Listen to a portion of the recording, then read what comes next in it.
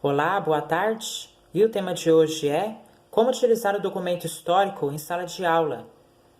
E o objetivo da nossa aula é apresentar propostas de uso do documento escrito nas aulas de história e algumas propostas de discussão de documentos escritos em sala de aula. E a nossa aula de história está começando.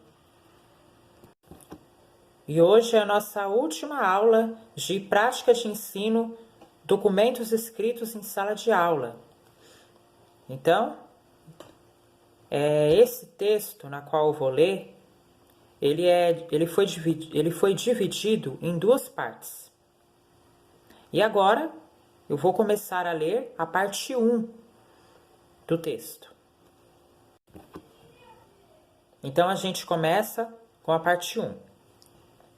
De modo geral, pesa sobre as aulas de história o senso comum de que a disciplina ensina somente conhecimentos do passado.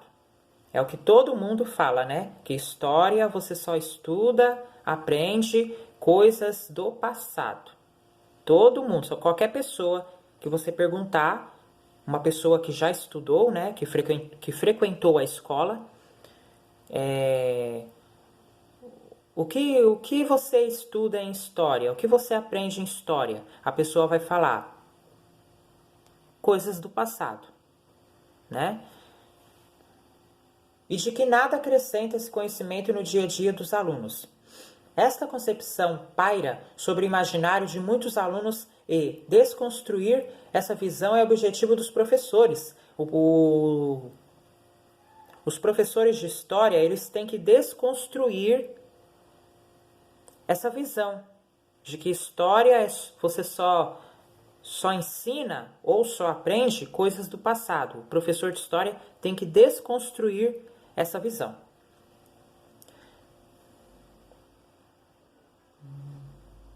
Que se propõe a enfrentar os desafios da sala de aula, que é um desafio, né? O professor vai ter que...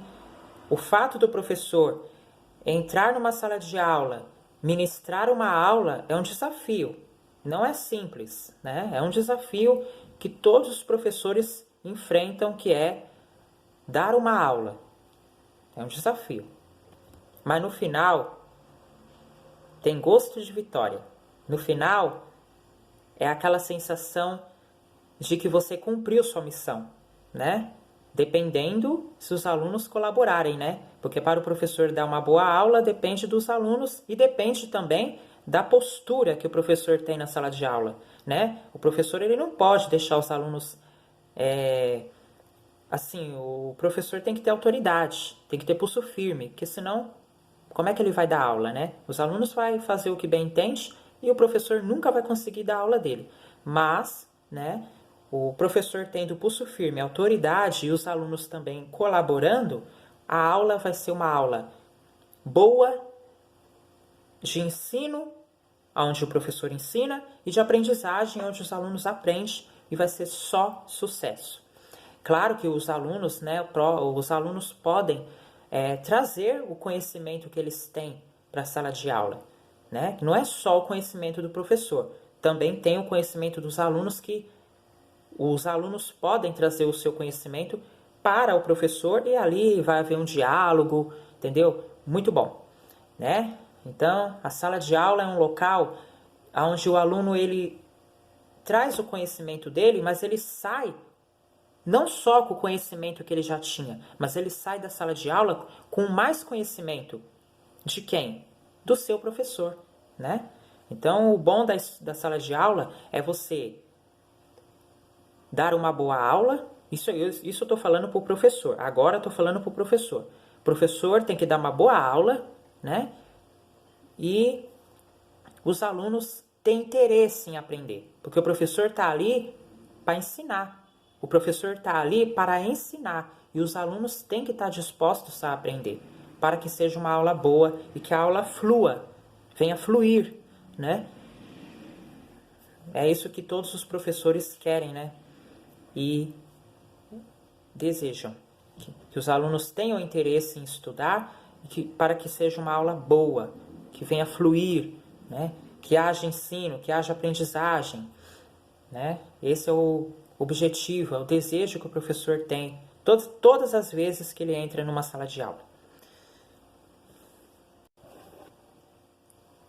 Entre as estratégias estudadas e praticadas está o uso do documento escrito, apresentadas como facilitadoras para uma aprendizagem autônoma e indispensável diante dos novos procedimentos metodológicos do ensino da disciplina hoje. Frente aos grandes modelos explicativos que por décadas imperaram na escrita e no ensino de história, a busca por metodologias que evidenciassem os sujeitos históricos e as realidades sociais em que esses agentes estavam presentes, muito influenciaram pesquisadores e professores. Ao aproximar os sujeitos do conhecimento histórico, trazia à tona a intenção de que os alunos também se percebessem enquanto sujeitos da história da sua própria história. Abordar o documento escrito em sala é apostar na participação dos alunos diante do processo de ensino-aprendizagem, na qual eles também estão chamados, na qual eles também são chamados a construir esse conhecimento. O professor se coloca como condutor e intermediador desse processo, levando os alunos a refletirem sobre as investigações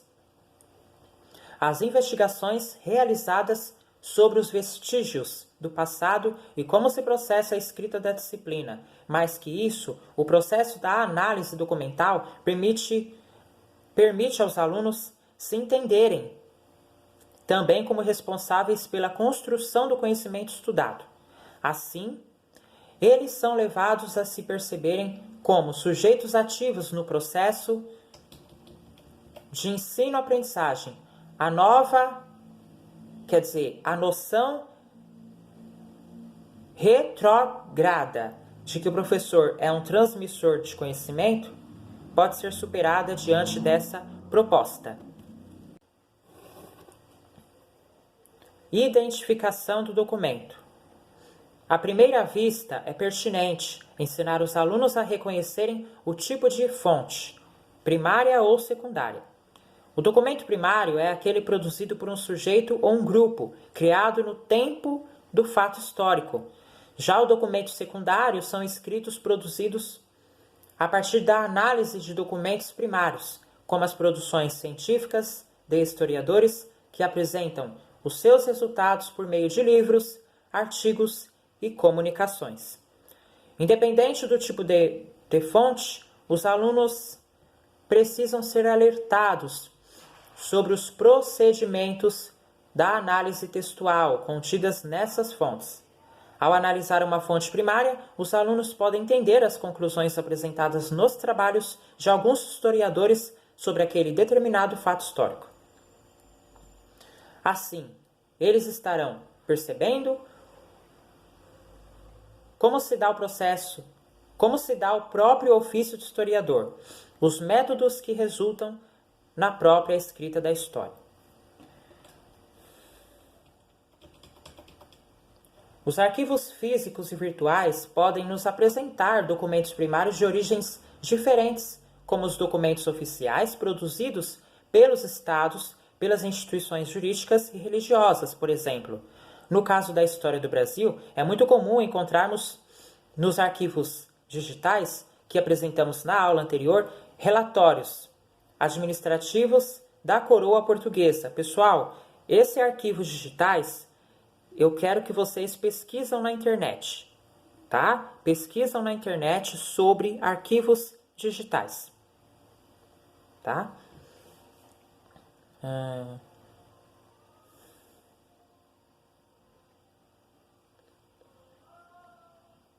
Relatórios administrativos da coroa portuguesa na época da colonização, relatórios dos presidentes de província do período imperial brasileiro, ou as atas das câmaras municipais da República. Muitos desses acervos apresentam documentos da esfera jurídica, como processos, crimes, ações de liberdade de escravo e cartas de alforrias. Já os documentos religiosos podem ser exemplificados por meio dos registros do batismo dos processos de casamento de livres e escravos e das devassas. Por exemplo, podemos também citar entre as fontes primárias os jornais e revistas de época. Sempre importante provocar a turma a pensar na autoria desses documentos, na datação e no tempo histórico que foram criados, levá-los a investigar para que e para quem eles estavam sendo redigidos. A quem interessa tal versão dos fatos? O documento demonstra quais facetas daquela sociedade. Expressa visões de mundo, da realidade que aqueles sujeitos estão imbuídos? O próprio registro escrito na forma documental é uma maneira de perceber as segregações presentes naquela sociedade? Vamos agora para contextualização e crítica ao documento. Após uma investigação inicial do documento escolhido, cabe ao professor conduzir os alunos para a leitura e análise das informações. No primeiro momento, vale a pena realizar uma leitura conjunta, em que o professor busque provocá-los no sentido de intermediar o diálogo entre a turma e as informações aprendidas. Ao longo da leitura, é possível que os alunos encontrem dificuldades em entender palavras e expressões presentes no documento. Mais que isso, é pertinente que o professor auxilie no encaminhamento que os alunos apresentam em cada trecho da fonte. Ajudá-los a elaborar e a responder aos questionamentos faz parte do processo de leitura e interpretação.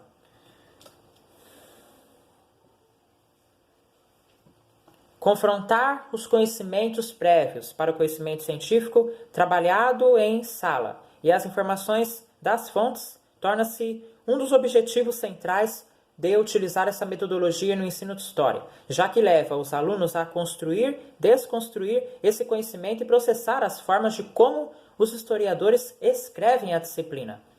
Neste momento, é também oportuno trazer à tona o conteúdo explicado em sala pelo professor. O documento pode servir para problematizar esta temática,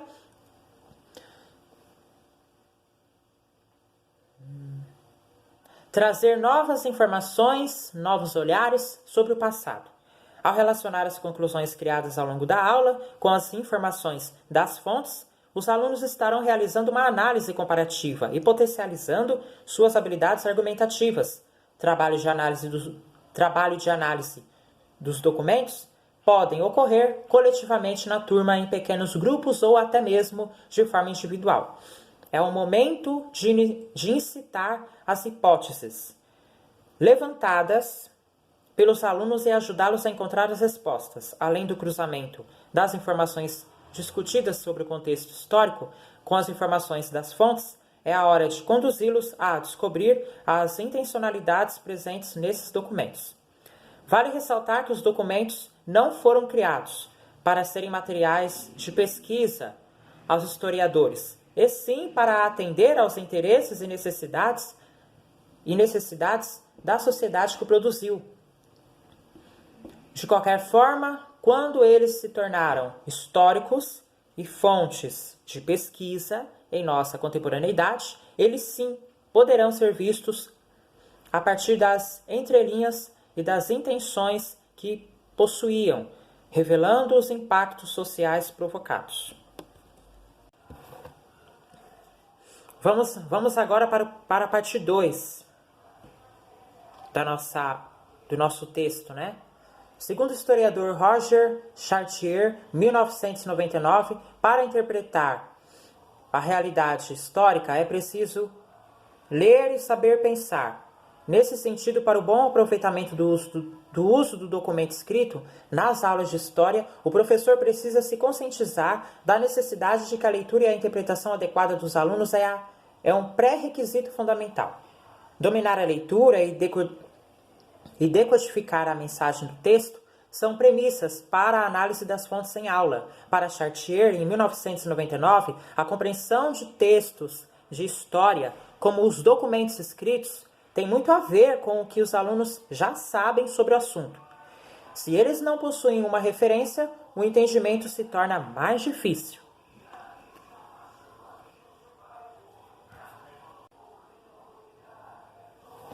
Assim, os educadores precisam se conscientizar de que, por ser um processo complexo, a leitura é uma aprendizagem contínua e de responsabilidade de todos os professores ao longo da vida escolar. Os alunos só se sentirão capazes de chegar às hipóteses e argumentações a partir da leitura documental, se tiverem autonomia no processo de leitura e interpretação. Ou seja, para os alunos adquirirem aprendizado, para os alunos adquirirem conhecimento, é necessário que os alunos leiam um texto, leiam um livro, leiam um capítulo, ou leiam um parágrafo, ou leiam um poema, ou leiam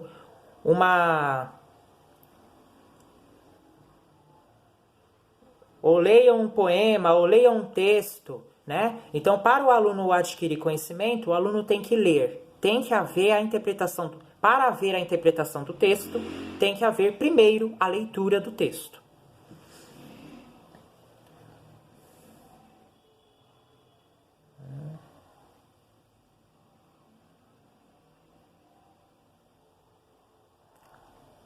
Se tiverem autonomia no processo de leitura e interpretação. Mais que isso, munidos de um bom nível de leitura, os alunos têm que primeiro saber ler. Os alunos têm que primeiro saber ler, ter uma boa leitura, para eles entenderem o que eles estão lendo, né? E saber ler, saber interpretar o texto, tem que saber ler primeiro.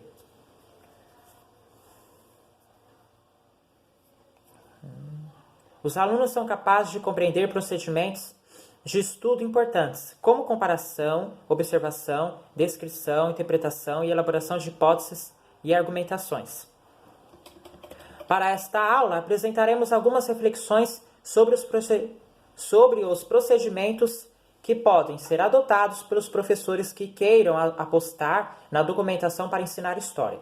Para isso, vamos utilizar uma temática bastante conhecida dos professores e recorrentes nos programas curriculares do país, a escravidão negra e da pós-emancipação no Brasil. Usaremos documentos escritos que trazem à tona a possibilidade de discutir com os alunos as várias passagens da escravidão do pós-abolição, considerando principalmente os estudos recentes da historiografia sobre essas questões e o papel do sujeito negro na história do Brasil.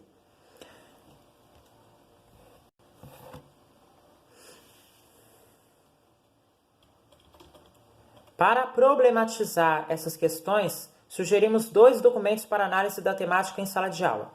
A primeira fonte trata de uma ação de liberdade dos escravos, de Francisco Alves Moreira, de 1884, que tentaram na justiça a liberdade, depois da morte do seu proprietário.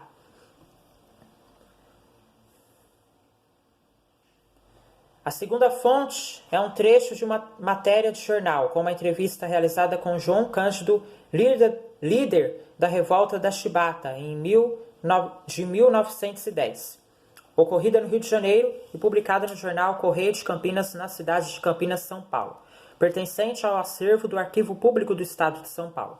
Vejamos a fonte 1. Trecho de uma ação da liberdade dos escravos do falecido Major Francisco Alves Moreira, termo do Jambeiro, província de São Paulo, 1884. Primeiro, que seu ex-senhor prometeu-lhes que os deixaria livres por sua morte, e mesmo. Parte 2, que seu ex-senhor declarou por vezes que eles estavam livres por sua morte. Terceira parte, que seu ex-senhor declarou ainda por vezes que eles plantavam café e mantimentos para si, e outras vezes que eles já viviam como libertos e que ele já assim os considerava, pelo que não careciam de feitor, chegando a dizer a quem convidava para ir ver sua colônia de escravos, como a chamava ele, que os cafeçais e a fazenda eram de seus escravos. Parte 4. Que a falta de autoridade exercida pelo finado, se eu e senhor, em virtude da qual os súpipes, acho que eu falei certo, faziam o que queriam, proviam as suas necessidades trabalhando per si, para esse fim e outros factos de manifesta desistência do poder dominial, provam o abandono dos súpipes pelo seu senhor. Vamos agora para a fonte 2. Trecho do jornal Correio de Campinas sobre as repercussões da revolta da Chibata em 1910. Na verdade, João Cândido, é que você tem vocação. Está provado. Já pode dizer que comandou uma das mais formidáveis divisões de couraçados do mundo, pelo menos em valor de unidades. Isso não vale nada, retrucou ele. Vale é saber que as carnes de um servidor da pátria só serão cortadas pelas armas dos inimigos, mas nunca pela chibata de seus irmãos. Não nos queixamos tanto do trabalho, que nos fatica e chega mesmo a matar a muitos.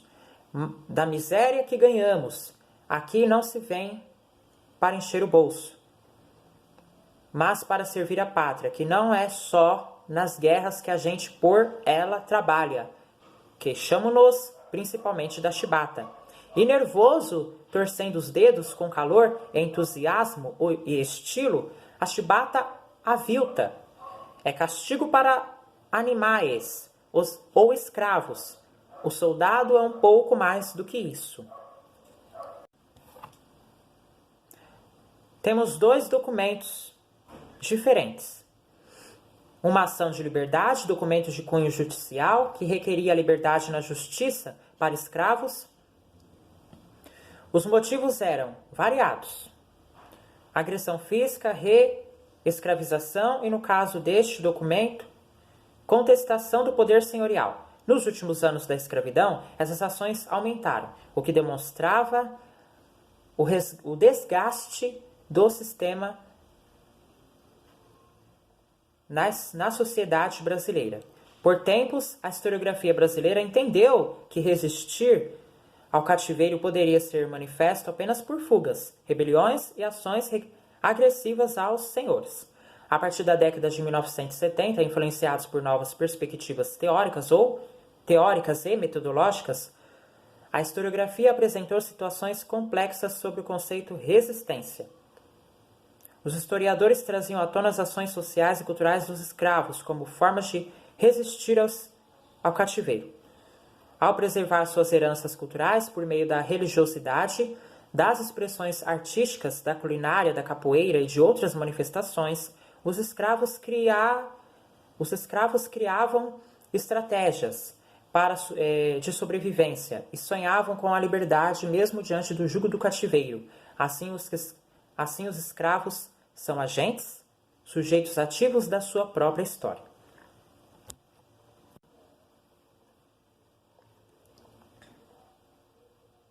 Quando pensamos o ensino da escravidão na escola, é preciso levar em consideração as novas interpretações historiográficas. Nesse sentido, os documentos escritos podem corroborar para que os alunos possam perceber os sujeitos sociais na história a partir de suas múltiplas e complexas ações. Essa leitura sobre a escravidão nos ajuda a romper com os estereótipos e reconhecer a necessidade de entender a escravidão como qualquer outro contexto, como um processo histórico marcado por permanências e rupturas. Assim, poderemos afirmar que a escravidão foi abolida em 1888, mas as práticas escravistas continuaram no pós-emancipação.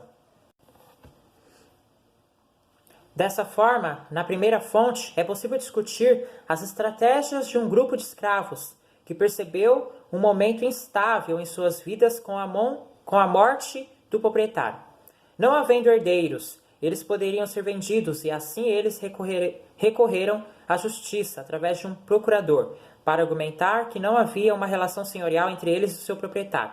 A ação de liberdade enquanto fonte pode levar à reflexão dos alunos sobre as estratégias escravas e suas negociações e conflitos no mundo escravista, as atuações dos sujeitos históricos frente aos seus interesses, as barganhas realizadas entre os agentes sociais e as relações de poder estabelecidas naquela sociedade.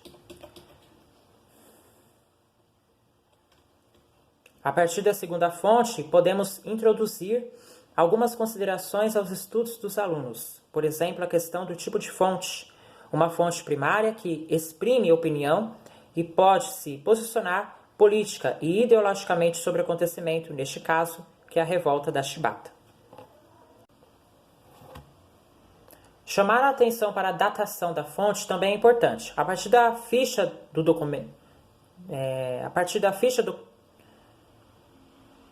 documento, o aluno será levado a perceber que se trata de um documento produzido nessa época. Assim como base nas discussões sobre a temática em aula, o aluno terá condições de perceber que o jornal apresentado estava relatando o acontecimento no mesmo ano do evento. E quando falamos de um episódio no pós-abolição, que diretamente tem a ver com o mundo da escravidão, é o momento para relacionarmos a revolta da Chibata com a situação dos egressos. Aliás, dos egressos. Discutir as práticas escravistas impostas sobre os livres, as relações de discriminação racial, a falta de ações do Estado no pós-abolição de políticas públicas para a inclusão dos ex-cativos, por exemplo, entender a revolta da Chibata e os motivos que levaram os marinheiros a ela, como uma consequência das práticas escravistas ainda presentes no mundo livre, é levar os alunos a compreenderem as permanências das ações humanas ao longo do passado histórico. Ao afirmar que a chibata avilta é castigo para animais ou escravos, João Cândido expressa a angústia dos marinheiros, grande maioria descendentes de ex-escravos, que ainda em 1910 eram tratados como escravos com castigos físicos. Lutavam por uma memória que queriam esquecer, mas que a chibata não permitia.